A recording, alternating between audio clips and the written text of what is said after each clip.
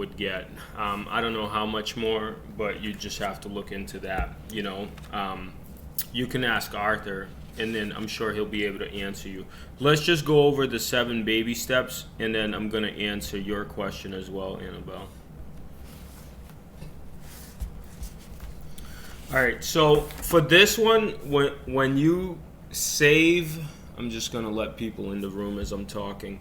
When you save money, all right, 3 to 6 months of expenses, what you're really doing is creating a super safety net for yourself, right? So baby step 1 was the easiest and the hardest one, was save $1,000.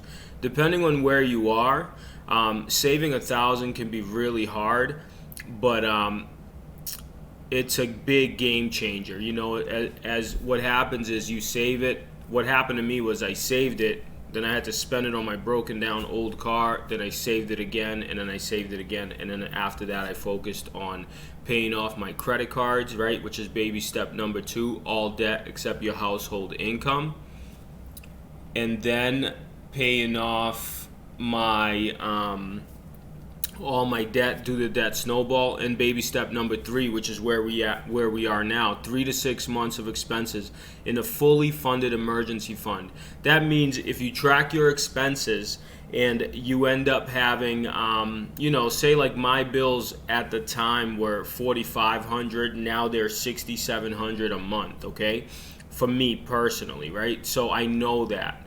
So that means I have to do either 4,500 times 6 or 6,700 times 6, whatever that number is. That's how much money I have to have saved as an emergency fund. You're not saving it just to spend it, right? So when you have 50 grand, you're not just going to take it and blow it, right? It's just an emergency fund.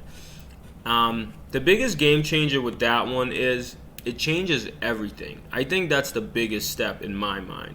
Baby step number 4 is invest 15% of your household income into retirement. Then number 5 is save for your children's college fund. Number 6 is pay off your home early. And number 7 is build wealth. All right, so let's just talk about this. Let me just pull this up.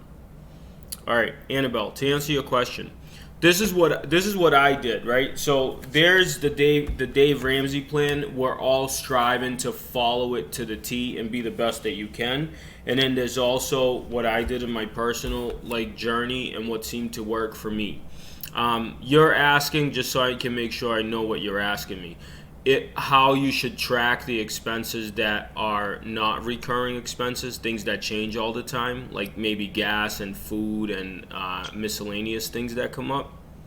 Correct. Like when you think of for you to budget, like for clothing expenses, miscellaneous expenses that one month I may have it, the next month I may not, and it's kind of hard to track that.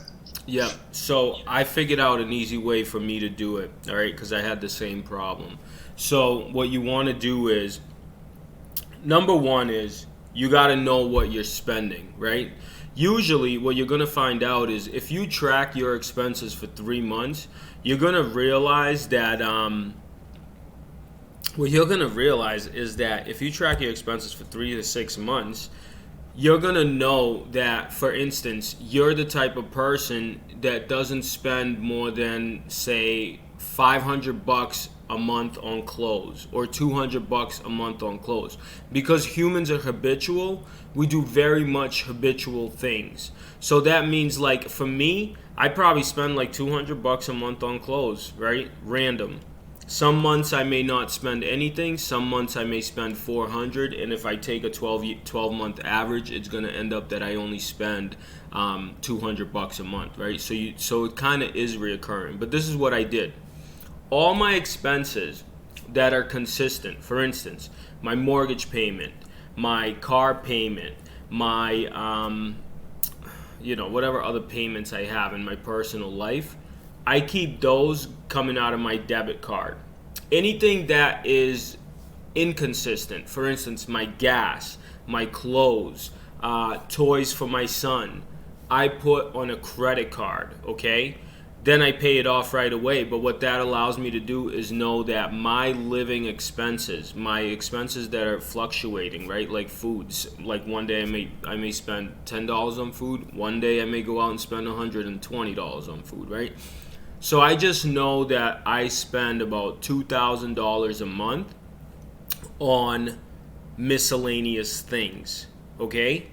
And when I pay off that credit, I pay every time it hits 1,000. I pay it, right? So in a month, it'll be like 2,500 to $3,000 for me. I know that. If I have to make adjustments, and it could, because it ends up being